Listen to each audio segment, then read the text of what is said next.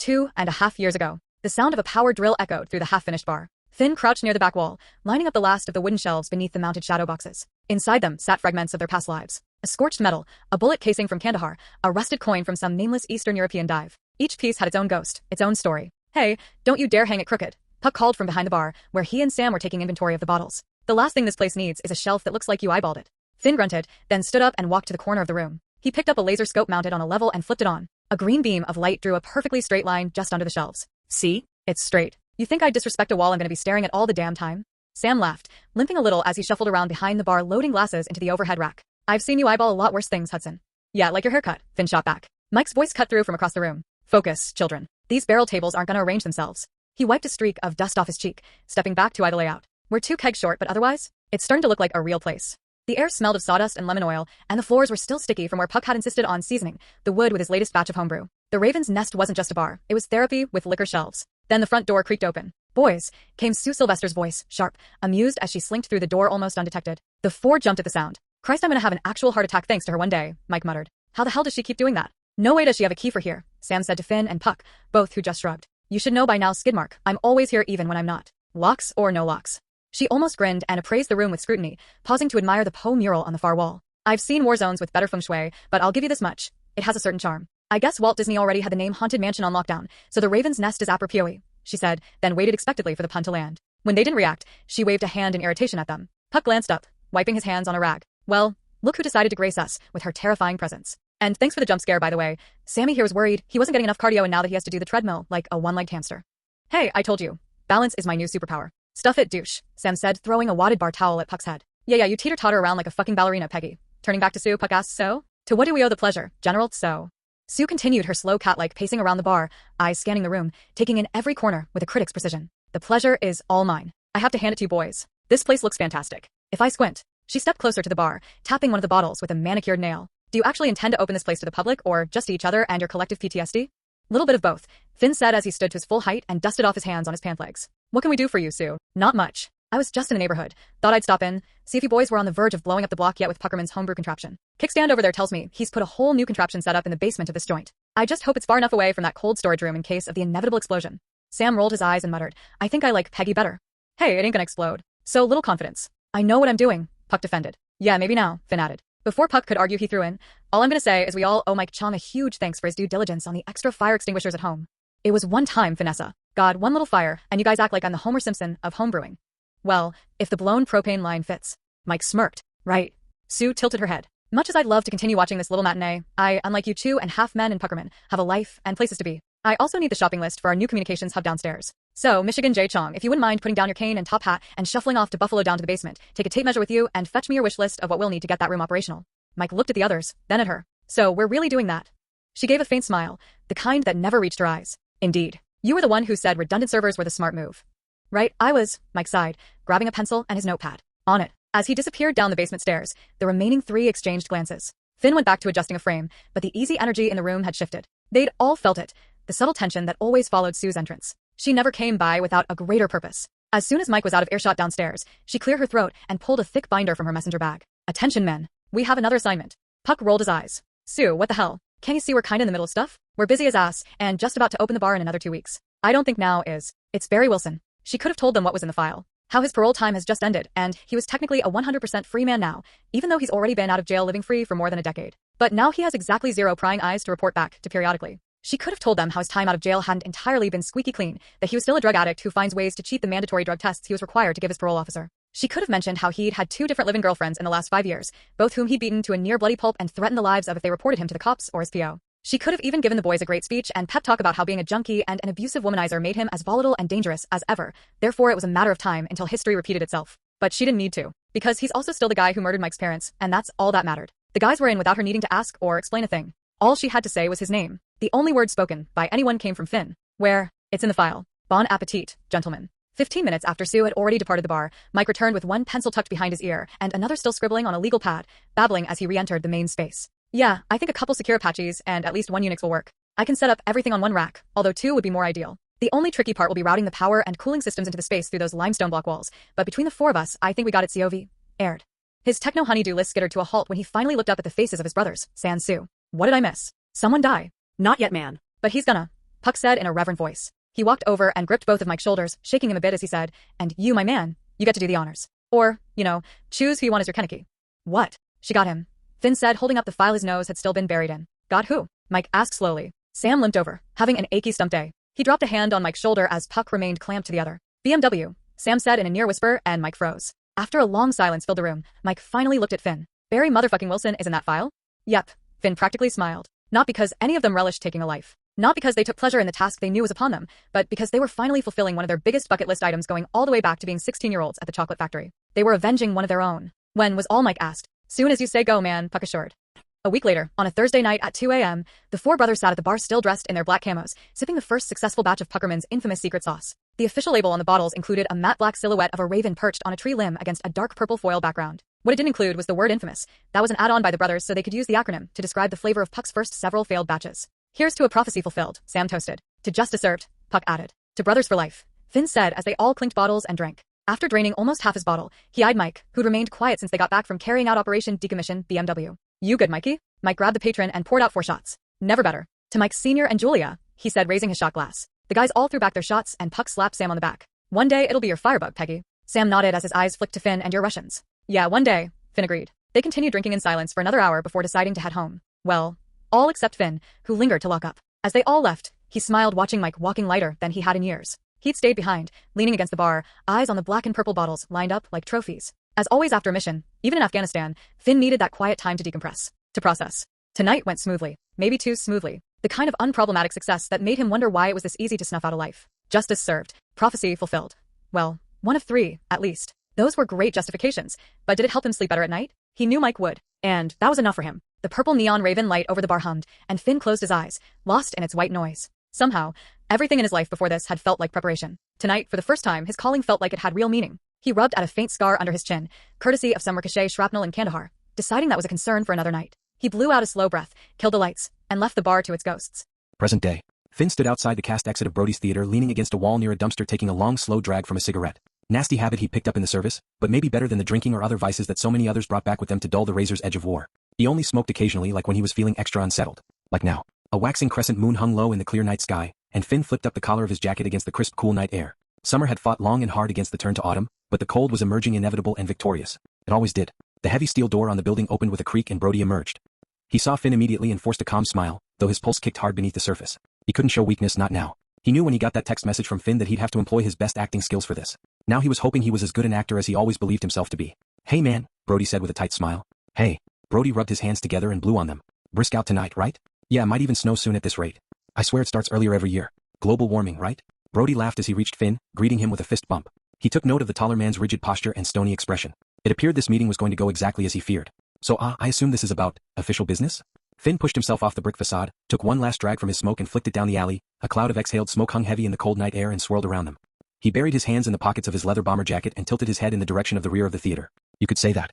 Let's walk and talk." They made their way in silence far from the theater doors onto a secluded walking trail. The asphalt path was mottled with smears of shadows and lamplight every 20 or 30 feet. "Actually," Brody said, trying to fill the quiet, "I'm glad you texted. I was wondering how things were going, if you had enough info." "Enough?" Finn stopped. "Yeah. Enough so far to prove Barry isn't connected to anything criminal." Brody's heart tripped. "Shit." He kept walking, though slower now, forcing a light laugh. "Really? That's weird. Because from what Sugar said, and from what I saw in those documents, it should be all the proof you need." Finn walked ahead of Brody, halting his steps and facing the shorter man head on. "Look man, I've been trailing her for weeks now. The girl in real life and the one on paper in that file? They don't match.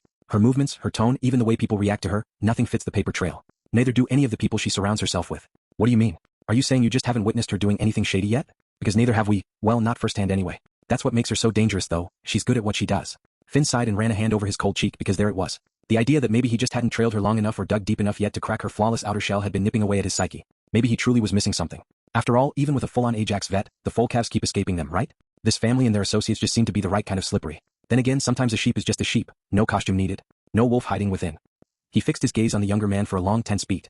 The kid's jaw looked a little tense. It's a cold night and he was being scrutinized by a contract killer after all. It's not like Brody doesn't know who he's talking to, or at least he has a pretty damn good idea. Finally Finn exhaled slowly. "I dunno man. In my experience, criminals don't act the way this girl does." "Well, there's the kicker, isn't it? She's an actress, Finn. That's what she does, professionally. And she's damn good at it. How did you even come by these records?" A feeling of dread crept up his neck. Brody masked it with a sigh of exhaustion. "I told you man. Sugar's family has connections. And they're loaded, you know? A little grease goes a long way if you know which wheels to oil. A friend of hers at the clerk's office helped get the juvenile records. The rest came through Daddy's business contacts. She didn't tell me all the details. Rich people guard their secrets. Yeah, Finn said flatly, pulling a new cigarette box from his pocket and packing it against his palm, the sound like the steady tick of a bomb against the dark. It's kind of why I do what I do. He tore open the plastic wrapper and lit another smoke, offering one to Brody which was declined. Brody swallowed. The temperature of Finn's stare felt like frostbite, but the cigarette's glowing embers reminded him how easily he could get burned. Finn took a few drags from his smoke, silent, turning over Brody's words. Talking through an exhale of smoke he finally said, "So you're getting this intel from your girlfriend who's getting it through her father's connections." Secondhand. His arms were folded now, cigarette hanging from his lips. Brody could practically see the word bullshit floating in the smoke cloud twining around them. Finn was at a crossroads here. Brody had never given him a reason to question his trustworthiness from the time when he knew the kid. But that might just be the issue. That was a long time ago. People change. People can live a whole lifetime in a decade. He'd agreed to look into this job based on that old connection, but maybe he doesn't really know the person who approached him at all. Fact is, he really doesn't. Probably time to rectify that blind spot too, and the girlfriend for that matter. Why hadn't he thought of that sooner? Finn, look, all I know is Sugar grew up with the girl. Years ago she overheard Barry on the phone talking about a cousin Victor. Sugar was in a bathroom stall at school. The chick didn't know she wasn't alone. Said she'd see him soon, that she'd bring the package in person. Then the girl wasn't in school for a week. At the time, there were news stories about Victor Folcav all over the place. Something about an FBI sting gone sideways. Sugar pieced it together back then, or at least she had enough reason to suspect. So she's been tracking this theory for a long time. Finn's jaw worked. So we're profiling someone based on teenage gossip, secondhand intel and hacked files?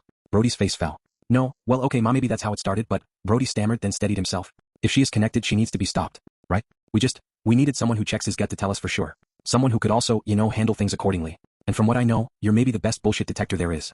Finn stepped closer and Brody flinched only the tiniest bit. I am. Standing almost toe to toe, Finn stared him down, reading the younger man's body language. His eyes were still unflinching even if his body wasn't completely. Still, he needed to make his point clear. I gotta tell you, my gut says this intel's garbage. You don't get sealed juvenile records and confidential bank trails from small-town favors. That's Fed-level access. So either Sugar's dad is sitting on a hell of a lot more power than he's supposed to have for a civilian, or someone just wants this girl gone. And both of those scenarios kinda make the needle jump on the bullshit scale, don't they? The silence between them thickened. Brody did his best to play it cool, chuckling softly. Maybe you're overthinking it, Finn. This isn't Afghanistan. We've got pretty solid proof, or at least we thought so, on a girl who's been making nice with the mob for years and has blood ties to the family. Yeah, that's a whole other issue. I have yet to find those blood ties. There's nothing from her adoption records in the dossier. And adoption records are sealed shut and nearly impossible to get access to. Right, I know, or at least now I do.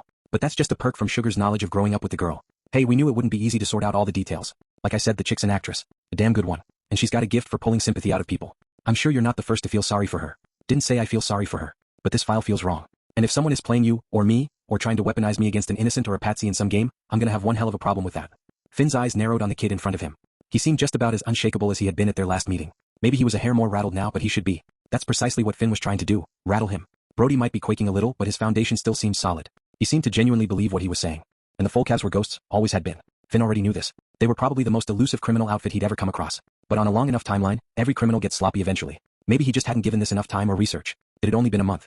And he hadn't done a deep forensic dive yet. It was probably about time to throw the full resources of Ajax at this. Because so far his own gut check was turning up Mother Teresa meets Betty White. But what if his gut was wrong? See, that was the problem. Doubt was the first crack in any mission. It let the wrong ghosts in. And this specific girl, she'd been haunting him like a poltergeist from the first time he laid eyes on her photograph. From the first time he picked up a loaded weapon and aimed it at another person, he'd never doubted himself like this before. And he'd never let a target get that far under his skin before. Maybe he'd become the rotten part of this recon, created his own blind spot seeing only what he wanted to see.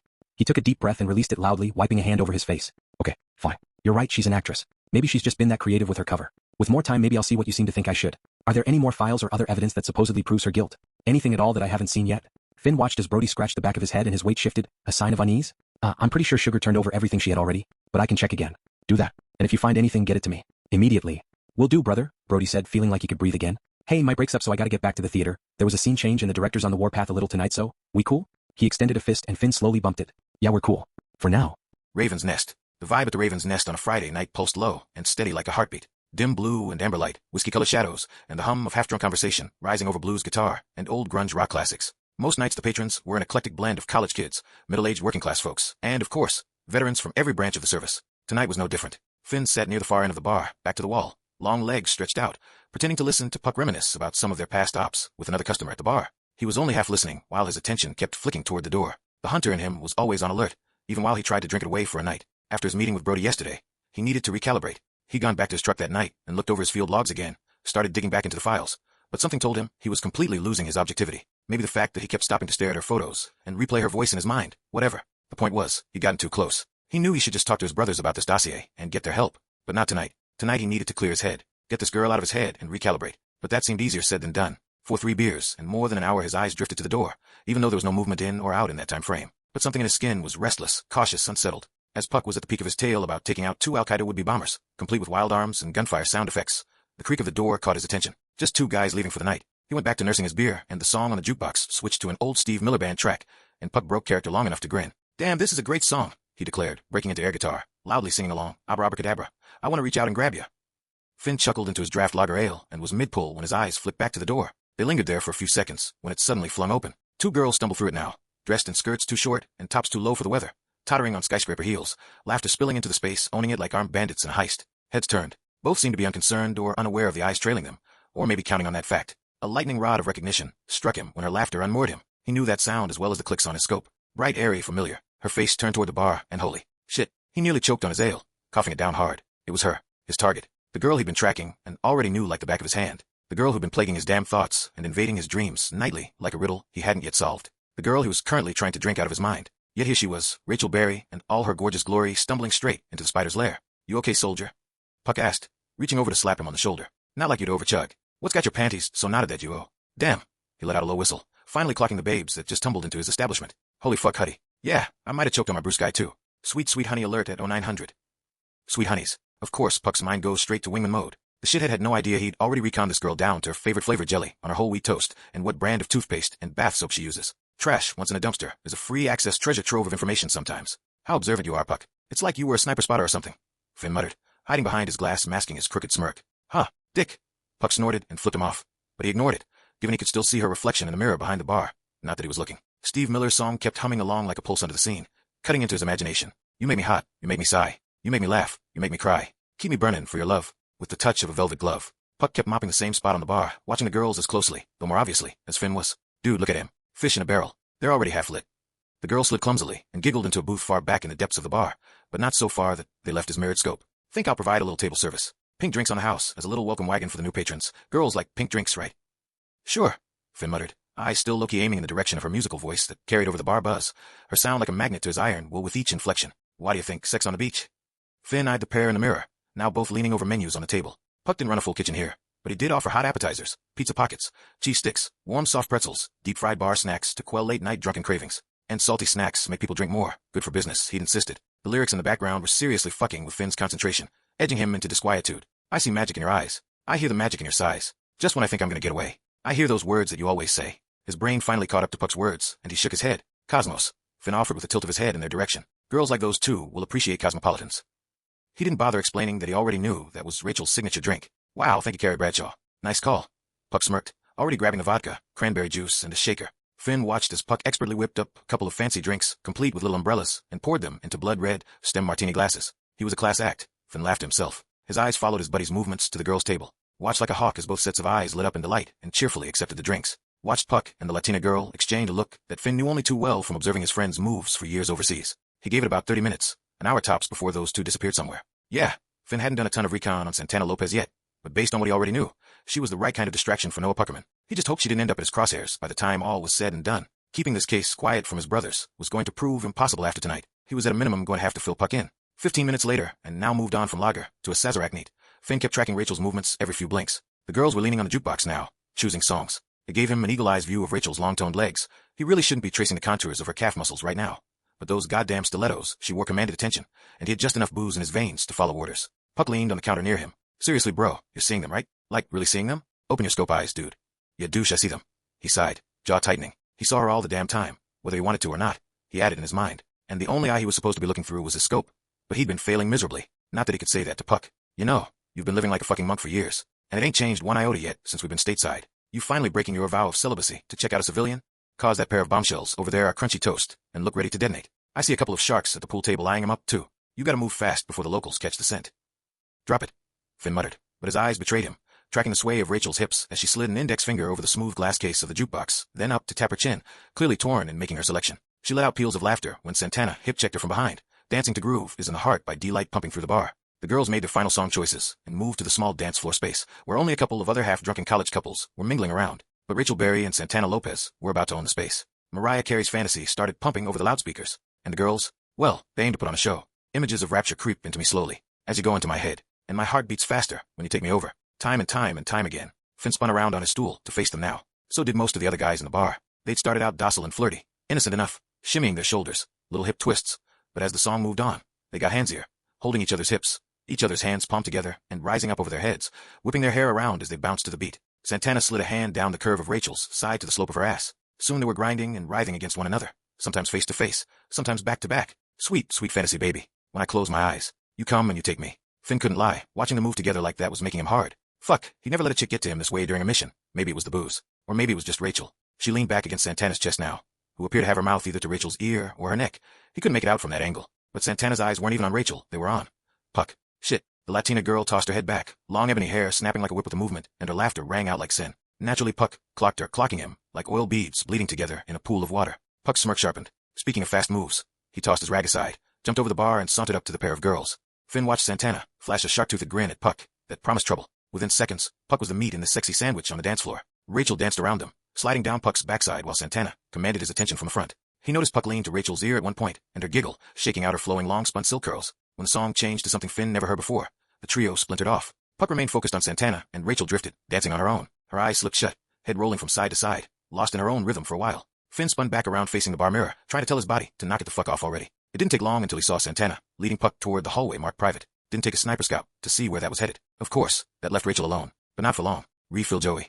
Finn tapped his glass against the bar, then pushed it up to the edge. From his periphery, he saw Rachel with her eyes on him now, sidling up on his right, hips still swaying in time to the music. She stopped a seat away from him, leaning one elbow on the bar with her body angled toward him. He stared into his fresh drink tumbler, jaw tightening, trying to wish her away. Or maybe closer. He couldn't decide. He felt her eyes boring a hole into the side of his head, and figured it'd be impolite to not at least acknowledge her presence. Hide in plain sight like always. He finally looked up at her. God, she was fucking gorgeous. For all the times he'd trailed her, the photos and personal details he'd already committed to memory, he'd still never been this close to her before. Those photos on his fucking laptop, and the sight of her through his scope, did not do her justice. Not at all. Her cheeks were flushed, eyes bright and unfocused from the vodka. Those lips he dreamt about feeling against his skin were right there now in technicolor, cherry red and glossy, and just defying him not to look, not to taste. His finger tapped a beat against his drink tumbler, hoping the cold, smooth feel of it would keep him grounded. It didn't. She watched him for another beat, swaying slightly in those ridiculous heels, before she finally spoke. Excuse me, tall, broody stranger. I'm told this establishment is owned by a former Marine with the silliest name I ever heard, who claims that you, his good buddy and fellow soldier, would be willing to buy me a drink if I asked nicely. Finn straightened. She might be his target, but his body didn't give a shit. His pulse rate ticked up a notch, just because of the sinful smirk on her face. It was flirty and dangerous, and way too close to him, like she had him in her crosshairs. He's a contract killer, true, but he's still a man. And she's this fucking tipsy goddess, standing here, looking and smelling like heaven and hell, tempting him, testing him, and goddamn Puck for pulling this women routine. Intrigued but trying not to smile, he shrugged. Depends who's asking. She beamed a wide pearly smile, and the air all but rushed out of him. I'm Rachel Berry, she announced, like it was supposed to mean something, clearly oblivious to how much it already did mean to him. Star in waiting, tragic heroine of my own story, and, she leaned closer, as if sharing a secret. A very thirsty girl who really, really deserves another drink, especially from someone as handsome as you. A light laugh popped out of him before he could cap it. He caught the scent of her perfume. Dior's Rose Kabuki. Light, sweet, musky, floral, too expensive for this place. Perfect for her. Pretty sure you've hit your quota for the night. He smirked as she leaned in a bit more. Her lips curved. You don't even know my quota. He swallowed, pulse ticking, eyes trimming away the periphery, and homed in on her face. Maybe not, but I know drunk when I see it. He pulled a half smile, flashing a dimple. I'll prove it. How many heads do I have? She looked at his face and down to crotch then back. She stared him in the eye for a beat, and threw her head back laughing. Well, I probably shouldn't answer that, since apparently I've stumbled into the moral police headquarters, she teased. So you're just a good boy, is that it? I try. He sipped from his tumbler, but kept his eyes on hers, completely amused. If she only knew what this little display was doing to him. Then again, maybe she did. Maybe that was the point. Fine. If you won't buy me a drink, you can share yours. Without warning, she reached over, wrapping her fingers around his hand and the glass still held in it, tugging it to her lips. He didn't stop her. He was too damn transfixed on emotion and a little stunned by her boldness. And then, she paused to make a face at the burn from the whiskey and bitters he knew had to be hitting her palate. Then you can dance with me instead. She relinquished control of the glass back to him, and the skin of his hand still felt her imprint. Another chuckle bubbled from his chest. Dance? Was she serious? Pass, he said automatically. I don't dance. Her eyes narrowed on him then. He watched a mix of disappointment and determination flash behind them. He wasn't sure which one made him more nervous. But you will, she said, before she caught her bottom lip between her teeth. He's a Marine, a scout sniper, a disciplined soldier of Ajax, a hunter, and she'd been his target for the past month. But right now, he was her prey, and when those sparkling eyes of hers caught the light, he saw golden flecks of mischief and fire, and when she stepped closer to him, dropping a hand onto his thigh, the flames under his skin licked up to match the ones blazing in her eyes. He ran his tongue across his own bottom lip before emptying his glass. Nice girls probably shouldn't be drinking so much when unaccompanied. You're right. Her head bobbled in agreement, her soft mahogany curls floating over her bare shoulders with the motion in a way that distracted him. Badly, his eyes latched onto her collarbone where one stubborn strand wrapped like an arrow, daring him to follow the end of it downward, but he fought the impulse to let his eyes trail any further. Maybe I'm not a nice girl, she dared, flashing the teasing grin at him again. She stood so close he could feel the heat from her body. Or maybe I am, and I shouldn't be left unaccompanied for my own safety. The arch of his foot dug into the bottom rung of the stool. Is that right? His bottom lip was caught between his teeth now. Why did this girl have to be so damn sultry? Did she even know the power of the silent weapon she wielded? She must, since her next words had him. You know, there's a couple of guys watching me over there, and I don't feel terribly safe now that my friend has wandered off. Your friend said you'd keep me safe, though, because you're a stand-up guy. He made you sound very chivalrous. Was he wrong? His eyes landed on two drunk dudes at the pool table, both openly checking out Rachel's ass. A brief image of their heads, getting smashed off the pool table, flickered in his mind. He already knew what was going to happen next, whether he liked it or not, when the next syllable dropped from his lips. No, to hell with it. He'd kill Puck later for this. A Cheshire cat grin stretched across her cheeks, and he felt his resignation crumble to ash. He didn't say another word, but he didn't have to. Her fingers were already looped around his wrist, tugging him off his stool toward the dance floor, just as a slow, sultry bass line rolled through the speakers. She turned her back to him, pressing close, her hips rolling sensually. He knew this song. This was dangerous ground being tread now, by both of them maybe. Rachel, he warned, voice low, but she only giggled. That sound again, sweet, reckless, and alive. She slid against him, her curls brushing his chin, her ass rubbing down the front of his jeans. Christ, it took all his self-control not to grab her by the hips and just... He clenched his fists at his sides, insisting he would not touch her. Every move she made was temptation wrapped in silk and heat. Then she started to sing. The world was on fire, and no one could save me but you. It's strange what desire will make foolish people do. Soft, teasing, half whisper, half melody. The words of this damn Chris Isaak song curling around him like smoke, turning his insides out and his right sides wrong. His breath caught. That voice. Her voice. Fuck. He still hadn't fully recovered from hearing her in rehearsals. That was partly why he'd taken this night off of trailing her, to clear his mind. There in that theater it was so pure, so powerful that it reached him in the damn rafters. But here, inches away from him, it wasn't performance. It was something far more incendiary, more personal, intimate, inviting. Facing him now, the song lyrics passed from her perfect lips like slow drip coffee brewing, making his blood percolate and his willpower dissolve in her steam. Brody sure had one thing right. This girl certainly was dangerous. Baby, don't you want to dance with me tonight? She purred pleadingly, running one of her tiny hands over his chest and the other smoothing over his now unfurling fist. When she tilted her head, chin cocked up facing him with his perfect pout on her perfect, almost cherry red lips, eyes dark and daring, he finally broke. Finn's hand slid to her waist, pulling her in tight with one sharp tug. She squeaked a little at the action. Her hand slid up his chest and over the outline of his shoulders, meeting at the nape of his neck and tugging him down, reeling him in, and though he saw it coming, he was completely helpless to stop it, like watching someone walk right into a field of landmines. The kiss hit like a rocket launcher impact. Hot, wrong, but unstoppable. Her lips tasted like vodka and sugar and cherry gloss, and she pressed against him like she wanted to climb inside his skin. And for that instant, he wished he could. He gripped her waist tighter and wished he could climb inside hers. He'd been trained to resist pain, fear, even torture, but he'd never been trained for her. Maybe Puck was right. The lone wolf lifestyle caught him at a disadvantage right now. Maybe if it hadn't been so long, this girl and whatever magic spell she was casting wouldn't have any chance of trapping him in her net. Was he really that weak? No, he's pretty sure it's just her. There's something about this girl that's been under his skin since that first 8x10 photo painted across his computer screen. Her image has been like lamp oil wicking into him ever since. Her lips trailed along his jaw, found the pulse in his neck. He just knew this was neither time nor place for this. And if this target had been one of Ajax's assignments, his ass would already be in a sling by now. This couldn't happen. He needed to distract her, or himself. He tore himself back, breathing hard. Let's get some air. Rachel laughed breathlessly. Lead the way, soldier boy. Finn tugged her out the door, steering them away from the entrance toward a dark corner. The air outside smelled like wet asphalt and fry oil exhaust from the Nest's deep fryers. As the door clicked closed behind him, he realized he'd left his smokes on the bar, and damn it, he could really use one right now to busy his hands. He paced a little, unsure what to do about this predicament. His best bet was probably get her, or him, into a cab. So why wasn't he doing that yet? But Rachel had other ideas. Strong for such a tiny thing, she shoved him hard against a stone wall before he could speak, kissing him again, urgent and messy and perfect. Rachel, we should. He tried, but she only murmured against his mouth. Should, don't think. And for a moment, he didn't. He kissed her back, hard, insistent, hungry, the hunger of a soldier back from years at war, needing human connection to feel alive again. To feel again, maybe for the first time ever really. He felt himself surrendering to it, to her. Her hands were in his hair, then on his face, his stomach, soon skating the line of his belt. She swayed slightly, eyes fluttering. Come home with me, soldier. I want to give you a proper thank you for protecting me tonight, and for defending our country.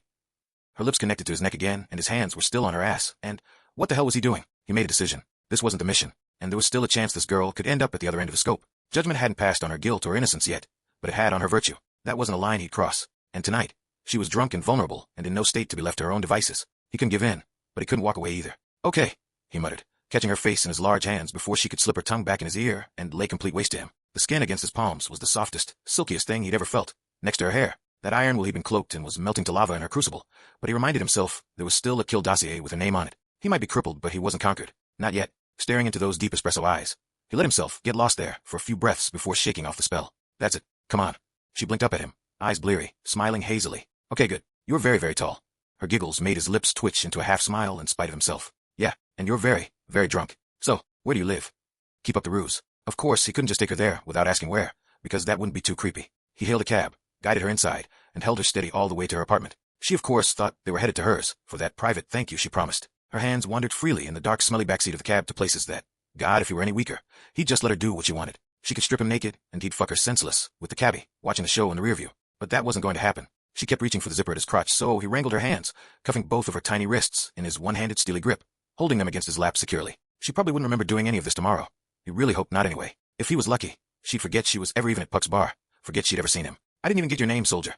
She laughed, the slur more pronounced. He grinned at her, damn near laughing. Guilty or innocent, she sure as hell was an adorable drunk. I know, he said simply. She giggled again, and just before they hit her street, she passed out across his chest, slurring, "Soldier boy. Oh, my little soldier boy. I'll be true to you."